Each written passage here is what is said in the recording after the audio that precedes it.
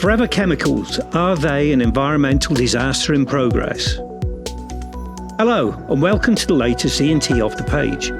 In our January issue, we had an intriguing article written by Teresa Pulterova concerning per and polyfluoroalkyl substances, better known as PFAS or forever chemicals.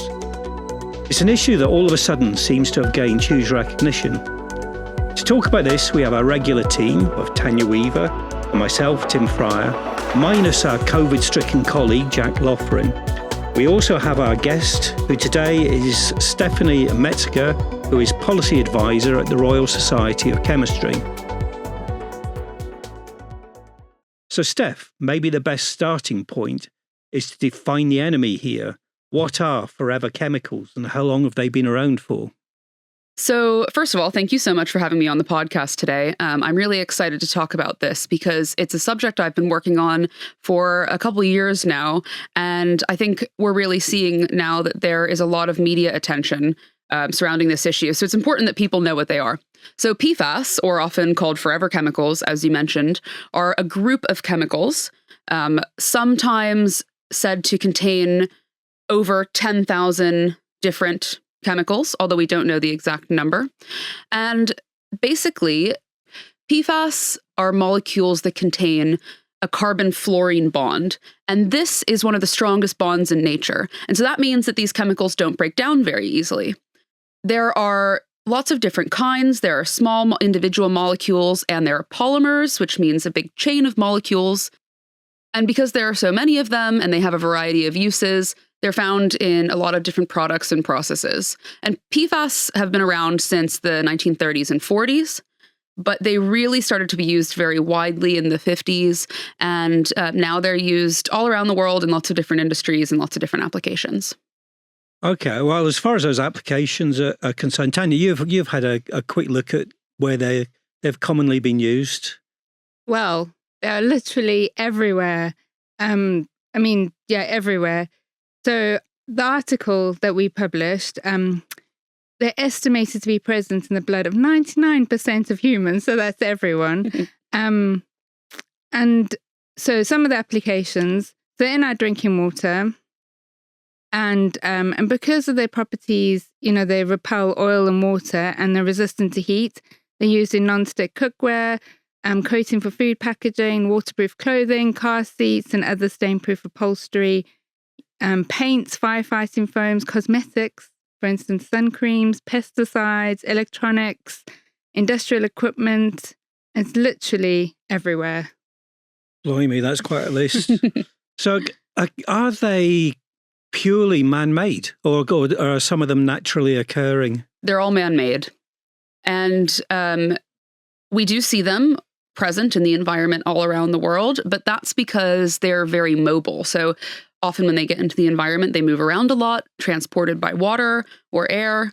So for example, we've seen PFAS in the Arctic and the Antarctic, despite the fact that there's no industry, obviously, in the Arctic or the Antarctic.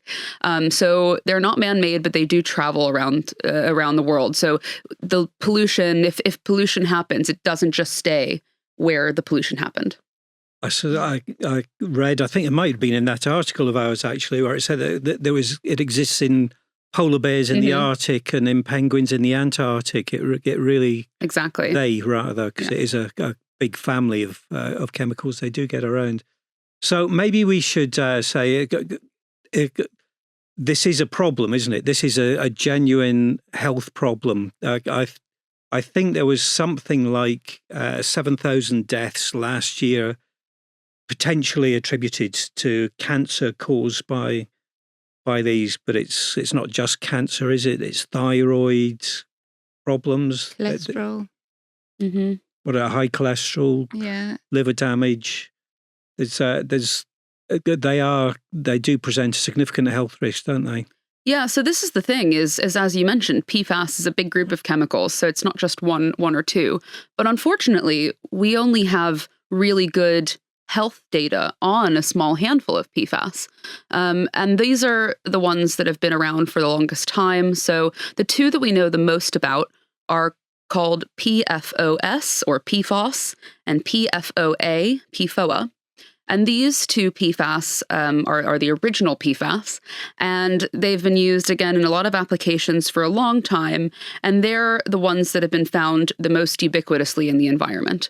And these are the ones that we've done the most testing on in terms of how does it affect our bodies? How does it affect our different systems and functions?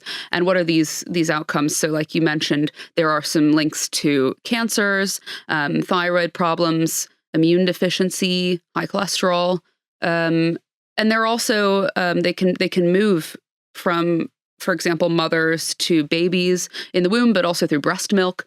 So it is really important that we understand our exposure to these, but we also need to know more information about the other types. So I mentioned those two, PFOS and PFOA, and we have also some research on a few other types of PFAS, but the vast majority, we really don't have a lot of good information on the health effects. So some types are similar to PFOS and PFOA, and we might be able to extrapolate that these similar kinds may have similar effects. But there are lots of PFAS that have very different chemical structures or different sizes of molecules or act differently, and these we don't really have information on yet. And so what that means is we are dealing with sort of an unknown. That's why it's such a big question of what we do and how bad this problem really is. Because if it's only a few of the PFAS that are harmful, then at least we have our problem defined and we can sort of start to work on it. But we have all these ones that we just don't know about, which could turn out to be not so toxic, but they could also turn out to be more toxic. I mean, I read in our article that it was 12,000.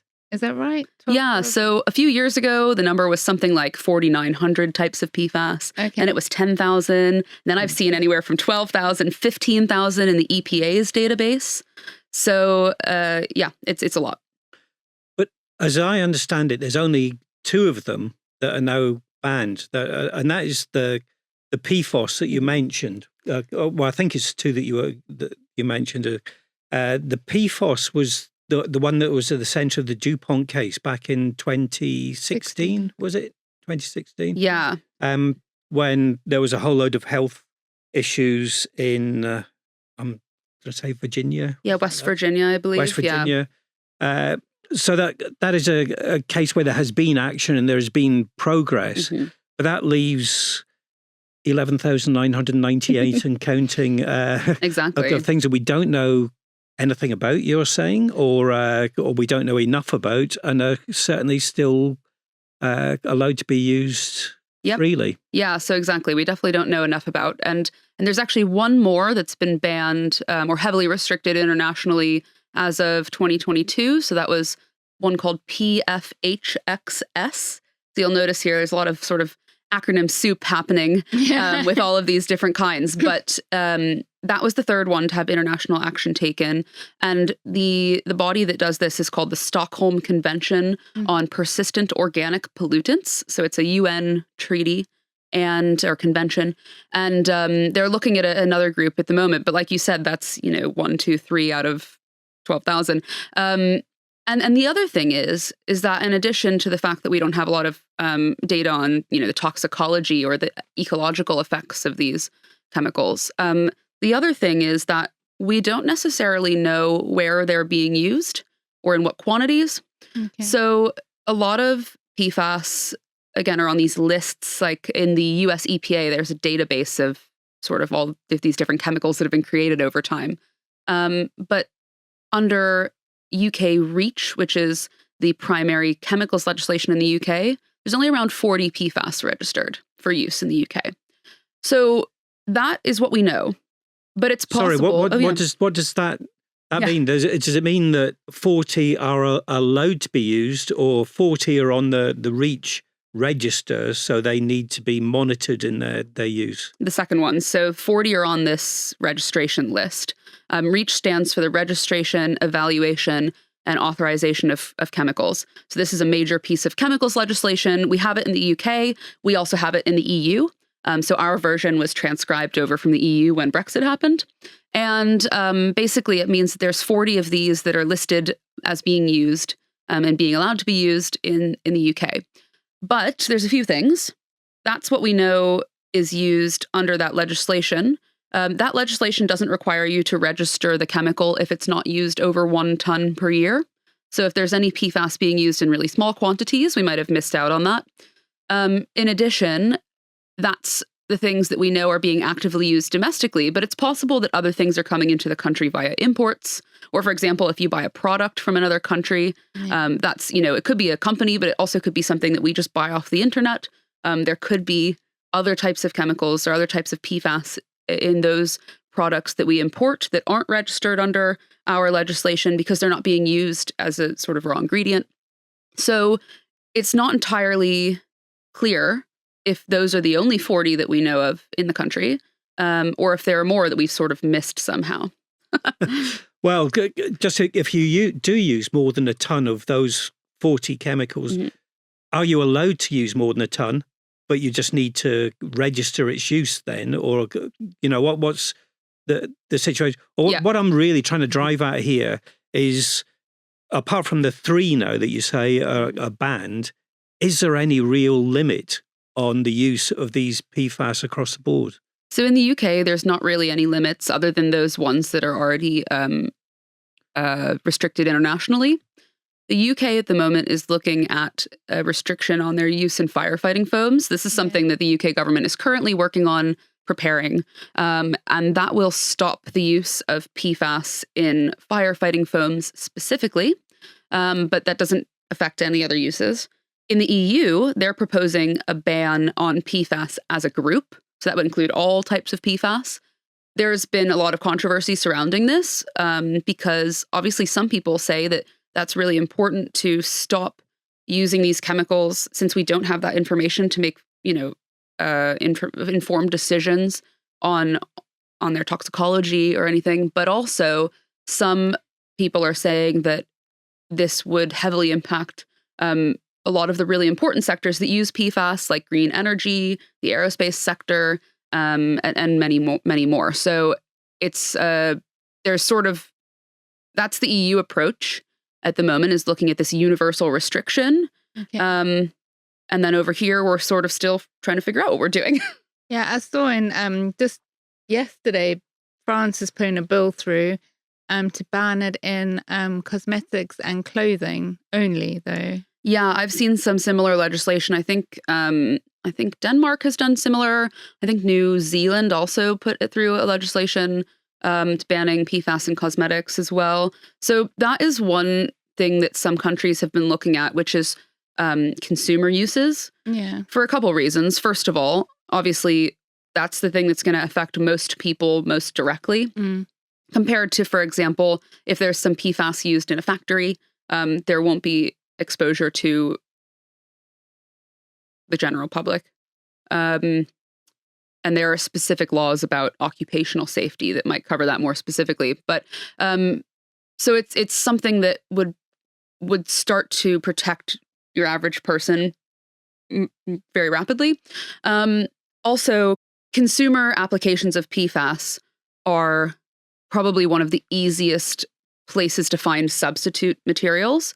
So, for example, there are raincoats that use PFAS as a waterproof layer, but there are also other kinds of raincoats that use different materials to make them waterproof. And so that might be something where it's easier to substitute away versus some more really highly technical uses, for example, again, in an airplane or in a battery, where there's a lot more technology that needs to be fine-tuned to make those things work. Well, maybe we could come back to that. If our readership of the magazine, listenership of the podcast is an engineering community, and maybe we could explore what the substitutes are and that sort of thing. But just going back to the UN agreement, you called it Stockholm Agreement? Yeah, the Stockholm Convention, exactly. Stockholm Convention. How well does that work? I mean, we have seen certain examples recently when individual countries have decided not to indulge themselves with international agreements, and they just unilaterally pull out. Does the Stockholm Convention work the same way? So that was a really nice way of putting that. Very polite, and no, that's a great point. Obviously, people or countries that sign up to this do have to stay in the convention for it to work. Luckily, the Stockholm Convention is the majority of countries in the world are signed up to the Stockholm Convention, and it is a legally binding treaty. So there would be consequences if the countries that are signed up to it don't implement the actions. However, of course, that is a good point that potentially countries could pull out if they didn't want to continue to be a part of that, just like these other organizations and treaties and things that we've seen lately. I am hoping that doesn't happen, but who knows? That's a fair point, though.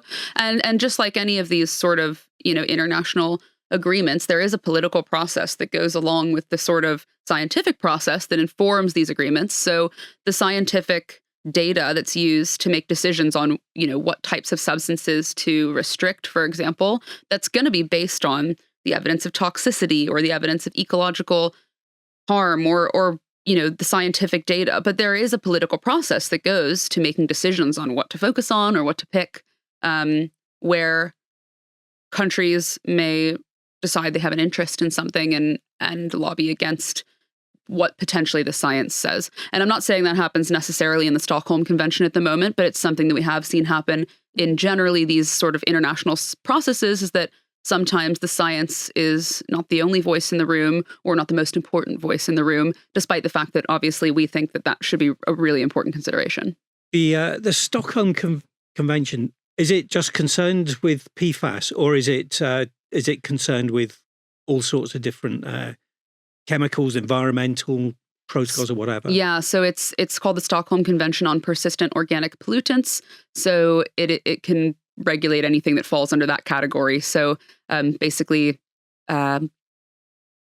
chemicals or substances that have been determined to fit that criteria. So how high up the list is PFAS on their agenda at the moment? They are currently examining adding another group of PFAS to the list called long-chain PFCAs. So that would potentially expand the list. But again, part of the thing with this is that to make these rules, they need to have a lot of data on the, again, different properties and effects of these chemicals. And like I said, a lot of PFAS, we don't necessarily have that full data. So that research, is ongoing. But at the moment, they are looking at, again, expanding that list a little bit. So that's positive. And when that list is complete, or it's probably an ongoing piece of work. Ongoing, yeah. But when does it actually mean that they are going to say, we need to be banning these so across the board? It does take, it takes time for the rules to be implemented. So when something is banned or restricted by the Stockholm Convention, countries have a number of years to implement that in their own countries. But at the moment, there's no effort to look at PFAS as an entire overall group, whereas like the EU I mentioned earlier is actually looking at PFAS as a full group to ban across the board, with some exemptions for specific uses. But at the moment, that's not something that's being looked at as far as I'm aware at the international level. The thing that I was going to say, and I find this a bit sort of frightening thing to think about, is that as fast as these chemicals are being developed, they just remain in the environment because they're not breaking down. So that is quite, just a bit sort of crazy that they're just here and they're here to stay. And frightening, isn't it? Because, is really frightening. Because it just means that for as long as we spend assessing the problem is getting bigger and bigger all the time. That's totally true. And that's why people who are in favor of a full ban on the whole group say it's so important, because they basically say the longer we take to assess each one of these individual chemicals, which, like you said, takes a lot of time, the more the problem is building up, and the harder it's going to be to fix it, to remediate it in the future, the more it's going to cost. So that is a concern, that the longer that we wait to make decisions, the more complex and difficult the problem might be. And as well, the reason that PFAS cause health problems is due to the fact that they will bioaccumulate or build up in our bodies over time. So it's, for example, when we talk about PFAS in drinking water, it's not like E. coli or some contaminant like that, where if you drink your water and there's E. coli in it, you're going to get sick immediately or within the next 24 hours. You're not going to see an effect from PFAS in 24 hours. It's something that happens from prolonged, continued exposure day after day, year after year. But of course, by the time that we discover that there's a health problem 20, 30 years down the road, it's too late to do anything. Wow. So we definitely need to be thinking about that now, even though it seems like maybe a problem that takes, that isn't imminent. You have to start addressing it now to make a difference.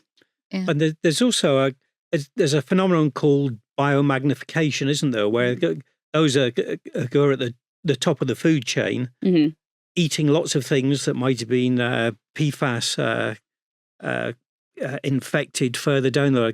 It builds up. Yeah. You see it in tuna with mercury and things like that, isn't it? Exactly. I think. Exactly. And as far as I'm aware, there's no recommendations for, limiting your consumption of fish, for example, or for PFAS, at least not that I'm aware of. But it is something that we're seeing more and more. So, for example, in the United States, as I mentioned before, PFAS can be passed in breast milk.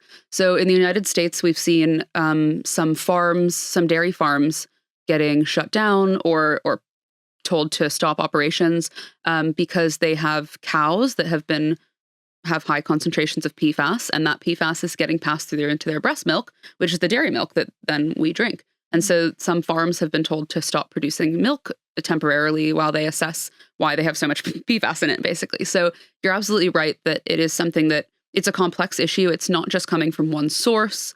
And it because, again, it moves around in the environment and accumulates. It's something we have to look at different ways. There's different ways where this might end up sort of getting to us. Yeah, because in our article, we had a really cool diagram of how, it leaches out of the landfill sites into the water. And that's how, when you say we're drinking it, it's just in our water systems. And then it just keeps going round and round and round. Exactly. And I think, that diagram I really liked because it shows how even if maybe PFAS isn't an active problem in one stage of the life cycle, it might cause problems down the road. So, for example, fluoropolymers are one category of PFAS. So again, polymers, plastics are a type of polymer, right? A big molecule chain. And there is a kind of PFAS, a category of PFAS called fluoropolymers. And the most commonly used or known of one of this is Teflon. Yeah. So you've got your Teflon pan, or these same polymers are what's used to make our coats waterproof, again, or things like that. And the manufacturers of fluoropolymers claim that fluoropolymers, again, are very big. They're very inert. They're not going to get into our bodies. If they get into our bodies, we'll essentially pass them because they're too big to get into the little nooks and crannies of our system. And so they say that these molecules, they're not toxic, and so we don't have to worry about it. We don't have to regulate them as heavily.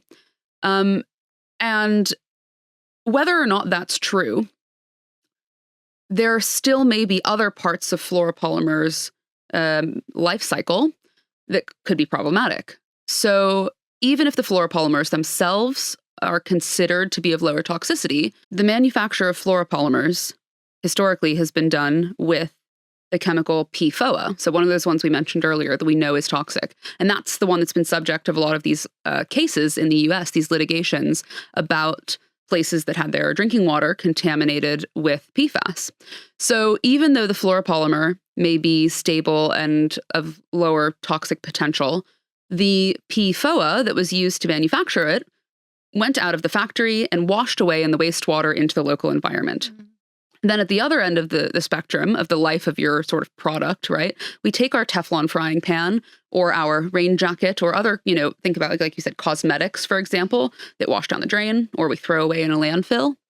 Then in the landfill, there is a potential for these chemicals, along with many other things that are in landfills, to leach out of the landfill into the groundwater. Now, historically, this has been a bigger problem because landfills usually in the past, landfills weren't built to as high of environmental specifications as they are now. So luckily our landfills now are built a lot better and a lot more sealed. So it's less likely that some things maybe going to leach directly into the ground. But landfills do generate wastewater. And over time, that wastewater is pumped out and sent to wastewater treatment plants. That water is treated in some capacity in wastewater treatment plants. But those plants are built a lot more to deal with biological contaminants. However, PFAS, for example, doesn't usually get filtered out in that process very much. And so we often find that one source of PFAS, major source of PFAS into the environment, is actually from wastewater treatment plants, where they're getting this contaminated water, whether that's from, human use or industrial use or landfill. It's going through some treatment process, but it then goes back out into the environment at the other end. And so that's a way that, PFAS can get into the environment at different points throughout the life cycle of a product. But in terms of being dangerous, we're talking about it at a molecular level. We're not talking about flakes of non-stick pans or anything like that, are we? Yeah, they say don't use metal on your nonstick pan, right? Because if you see that your nonstick pan is starting to flake, you shouldn't eat it. Yeah. I think probably if you eat one flake of Teflon, you won't die, but it is important, again, to minimize our exposure as much as we can across different sources. So that's the same thing with the drinking water, right? Again, having your cup of water out of the tap today is not going to cause you a problem tomorrow, but it's this repeated exposure from different sources over time that will build up. So if I looked at it from an engineering point of view, there's two things that we can be doing. One is clearing up the mess that we've already created. Mm-hmm. And the other one is finding alternatives so that we don't have to use them anymore. So maybe if we look at the clearing up the mess. In our article, we had a couple of companies that using activated carbon, there's reverse osmosis, mm-hmm. there's filtration type solutions. What was the one? Dondero, surface active foam fractionation. Yeah. Yes. So there are ways. I don't know how realistic they are. If PFAS are everywhere mm-hmm. at the moment, how is a few techniques like this at very specific filtration plants or treatment plants, is that really going to make any difference? So I think you're spot on in saying that we need a combination of approaches. So we need to stop pollution at the source, whether that means looking at landfills or industrial sites to try to prevent PFAS from getting into the environment, or like you said, looking at alternatives, which we can talk about in a second. But once it's in the environment, and there are a lot in the environment already, we do need to try to clean them up as much as possible. So there's two parts to this cleanup question. The first is collecting the PFAS, and the second is actually destroying it. A lot of the technologies that you were just mentioning we can use to put on a wastewater treatment plant or a drinking water treatment plant, for example, to filter PFAS out. And that's the collection part. So, for example, granulated activated carbon is something that's used in a lot of water treatment plants already for collecting or for filtering out other pollutants. And this is a good start. There is mixed research, I would say, on the effectiveness of granulated activated carbon to filtering out PFAS. It definitely gets some of them, but depending on the size of the molecule, it doesn't catch everything. So the smaller ones tend to slip through activated carbon more than the bigger ones do. Then there's other methods you mentioned, for example, reverse osmosis or ion exchange resins or foam fractionation, which are being tested now at some wastewater treatment plants in the UK, for example. And these are all different methods of varying, effectiveness that are good at capturing the PFAS out of water. So getting the PFAS out of the water so that's clean when it goes back into the environment or into our taps. But then, of course, you've got a bunch of medium, whatever that is, whether it's carbon or foam or some other, resin, something like that. It's got a bunch of PFAS in it. And so the next question is what to do with that material that you have, where you now have a high concentration of PFAS. So the next step is to try to destroy it.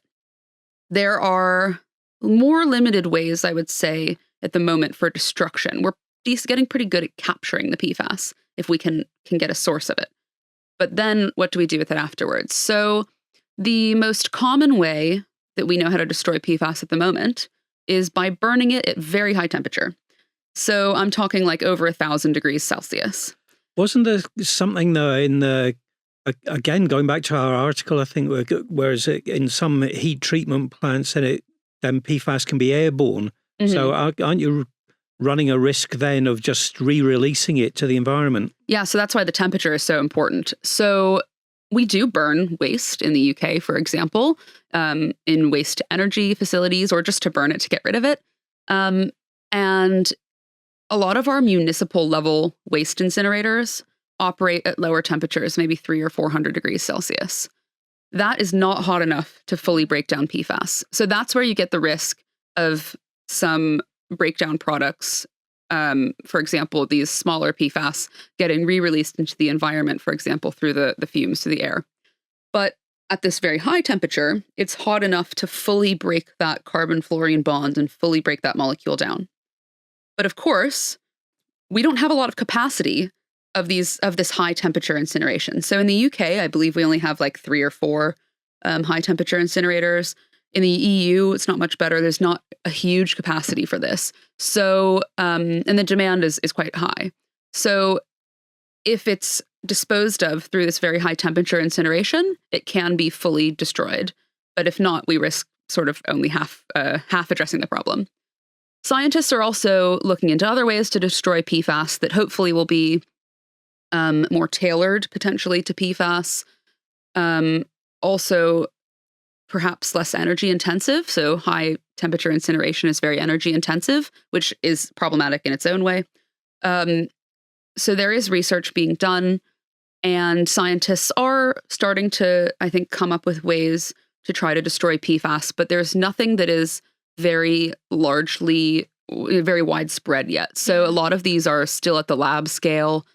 So they've maybe been proved to work in the lab, but they haven't figured out how to scale them up or anything yet. Yeah, because I wrote an article just this week about University of Buffalo in New York. They've got bacteria that are eating the PFAS F11 bacteria, but it's not at any scales. They're like, look, we can do this in the lab. Yeah, exactly. So there are some people at various universities. The US actually is doing a lot of really good research in this space about different methods for breaking PFAS down. But like you said, yeah, they're not commercializable yet or at scale yet. And as Tim, as you mentioned before, this is a huge problem, and it's a growing problem at the moment. So yeah, unfortunately, that doesn't keep up yet with what we need, but there's definitely good research going on. Now we need to try to figure out a way to get those out of the lab and scaled up to actually be able to be implemented, on a site, for example, that is contaminated. Yeah. I also read somewhere like carbon storage, just bury it. So this has happened before in places where there has been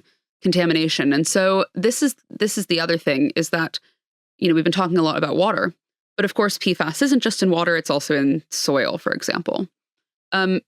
Water is useful because you can, if there's PFAS in water, and you can run it through a filter and collect that, and then the clean water comes out the other side.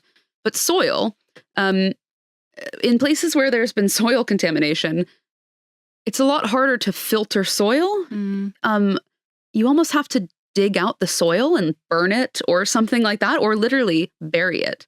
So that has happened before, but obviously that's not really ideal. Wouldn't the water flow gradually cleanse it to its own right? So you're the soil, dealing with the water. Yes, so you're dealing with the water rather than the soil. Possibly. So that is something that, if there is PFAS in soil, it could potentially accumulate in groundwater. And so that is one way. But it won't get everything. And then the other thing is, if there's more PFAS, like you said, being released into the environment, the soil might continue to be contaminated. So one area that we see happen actually with this, and this is sort of an example of almost like a perverse consequence of the water treatment of PFAS, is that part of water treatment is there's a sludge that is accumulated during wastewater treatment. And that sludge is part of the wastewater treatment, but also it contains often a lot of biosolids, as you might imagine, right? It's waste that goes down the toilet, and then that collects, and then that's often can be taken and spread on agricultural fields because it's very rich in nutrients, so it's used as fertilizer. However, there often ends up to be a lot of PFAS in that as well. And so we might collect PFAS that's come through the wastewater, gotten into the sludge, And then we take that sludge and spread it straight back on the land. And so it goes right back into the environment. And so that is another way that soil can get contaminated. And so short of, potentially stopping spreading sludge or dealing with that is a question that people are starting to ask is, do we need to examine our practices of spreading sewage sludge on agricultural land, and what are the implications for that? But let's say it's already in the soil. Again, how do you get it out? So short of literally digging out all the soil and burying it in a cement box like radioactive waste, or burning at a very high temperature, there has been some really interesting research going on into other ways to extract the PFAS from the soil directly. So one way is by using particular plants or fungi to plant in areas that are contaminated, and then those plants could absorb, or fungi could absorb, the PFAS, and then you could pull those plants up. Again, you still have to dispose of it somehow, right? There's still something that has PFAS in it, but at least it's been concentrated in those plants or in that fungi. And then you might be able to then, again, burn that, or if there's other types of methods being created, like these bacteria or something, right, that could then go and help to break that down. But ultimately, the important step a lot of times with this environmental contamination is that it's so widespread, it's so dispersed, that it's hard to get it when it's all spread out. So we need to concentrate it first. Then it's a lot easier to destroy a concentrated sort of area. So that's something people are thinking about for some land remediation options. But yeah, it is still a tricky question and something we're just coming to grips with.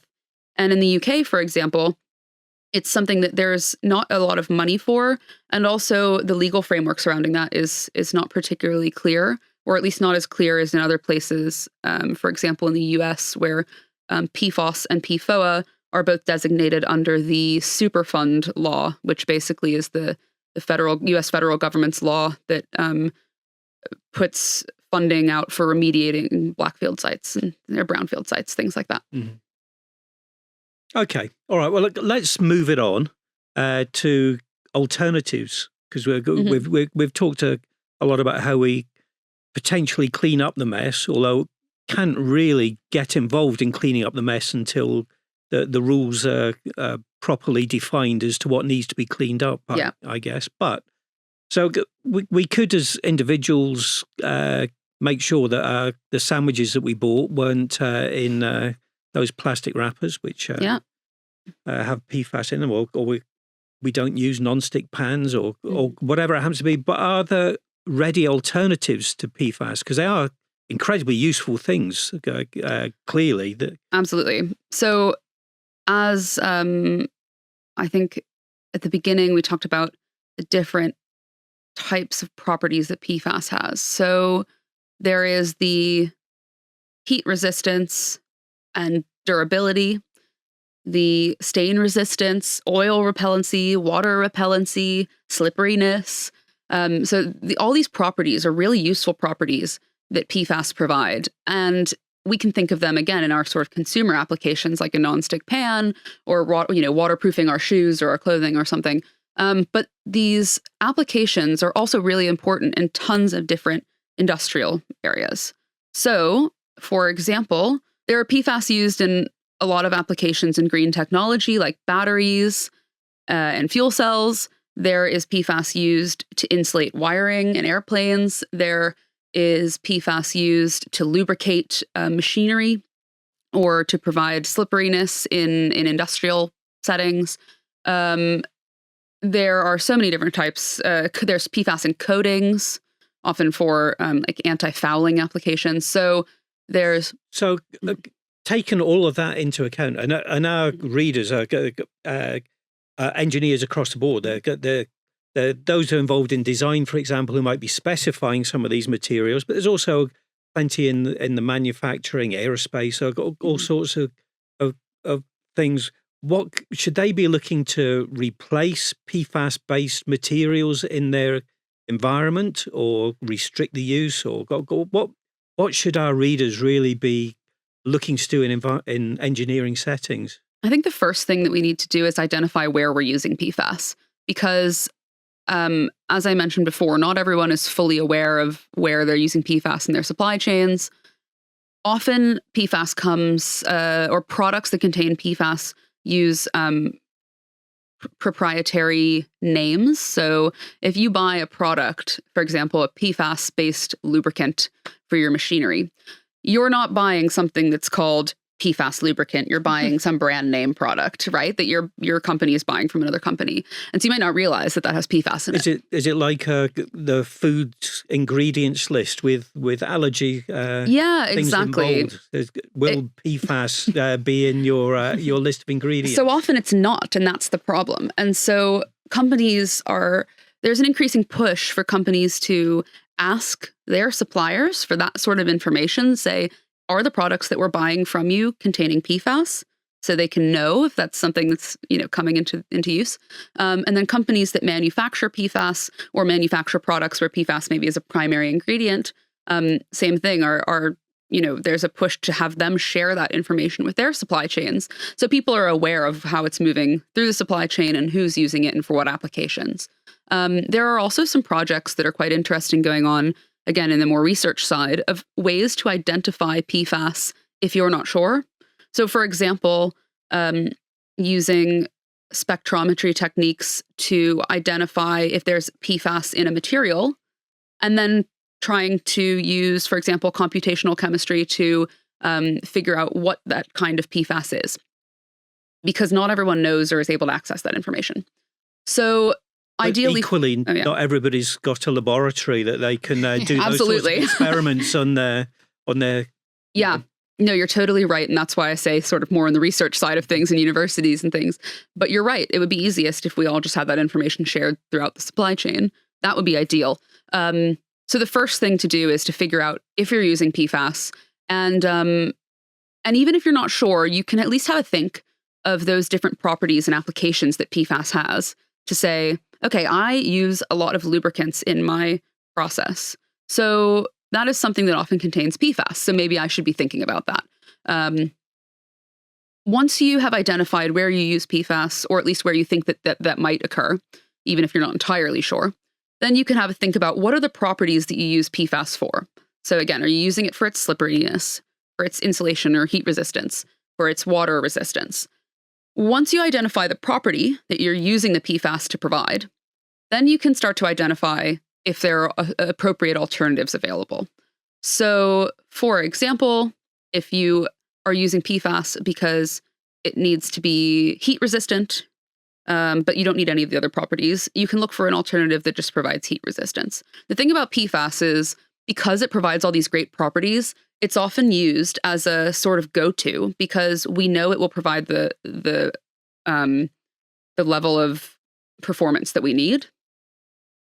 Things sometimes are almost over-engineered in that way because we know PFAS are reliable. But identifying that specific quality you need may be able to help you identify an alternative that might not be appropriate for every application of PFAS, but will be appropriate for your application of PFAS. We just had an event actually at the Royal Society of Chemistry last week where we heard from some speakers who are working on alternative materials.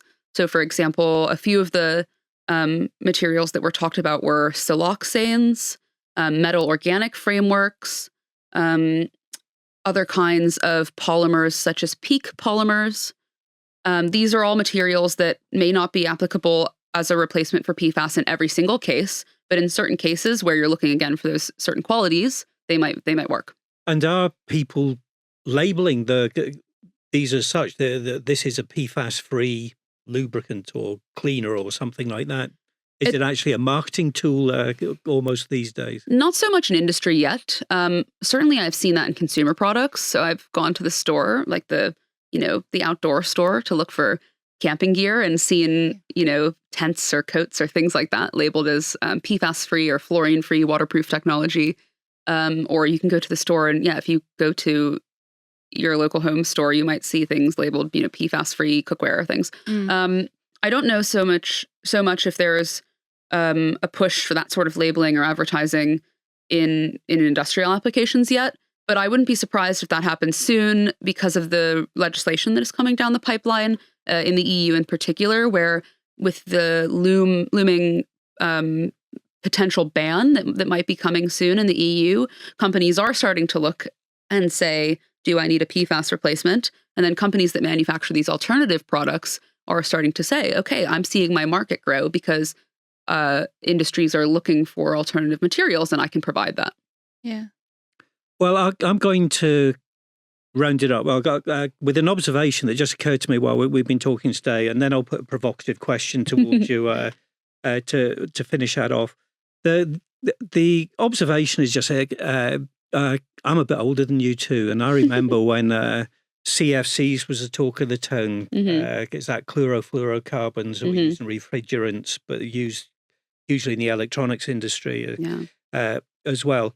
These damaging the ozone layer, and they were banned globally, and nobody talks about the ozone layer anymore. Yeah, it worked. Yeah, it's actually something that's worked. So, are we in a situation here where we're sitting in another time bomb that's waiting to explode, and we have it within our gift to resolve that problem? So here's the provocative question for you: is it just another example of technology that we've got with a view for profit? I guess ultimately we've jumped in without really thinking long term or exploring the consequences. And you'd say fossil fuels would be the classic one of that, and cigarettes or nuclear fission, or medications like thalidomide and that sort of thing. There's a huge number of times when we've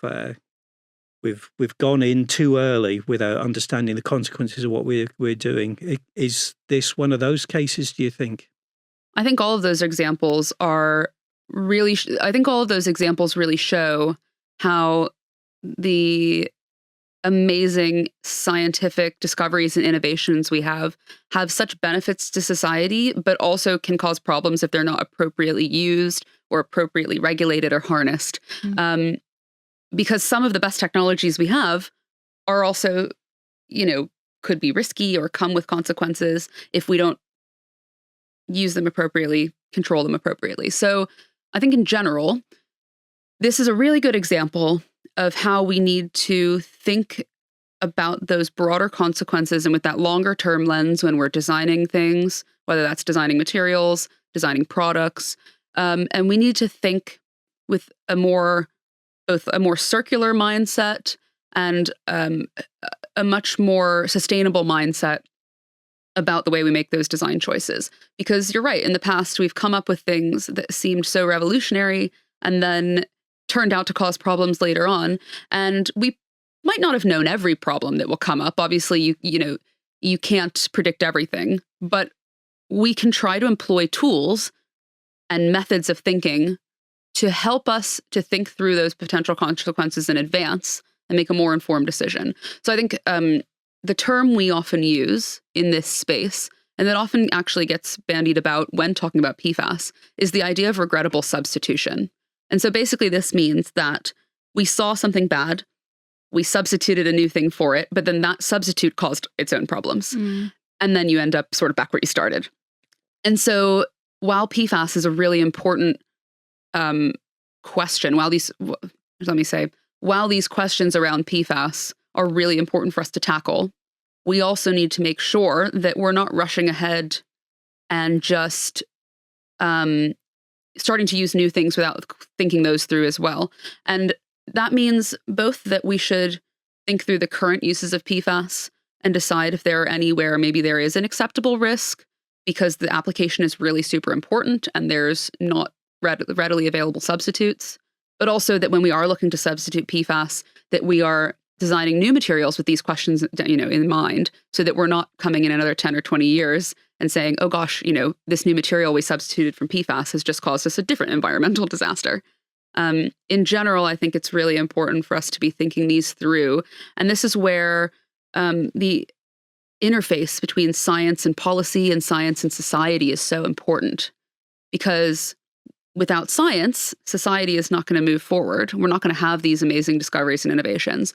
But without society and policy in mind, we may not be able to harness the science in the way that's most beneficial. Yeah. Yeah, I couldn't agree more. Well said, and thank you very much, Steph. I think we'll call it a day there. If you want to contact Steph, you can be contacted through the Royal Society of Chemistry, I guess, through the web. Absolutely. You can go to our website and you can contact us in general. And also there's information about our policy work on our website as well. Great. Okay. This episode of Off the Page can be found on our website, on our YouTube channel, or wherever you source your podcast normally, along with all the rest of the Off the Page podcast. Thank you very much for listening to this one. Goodbye.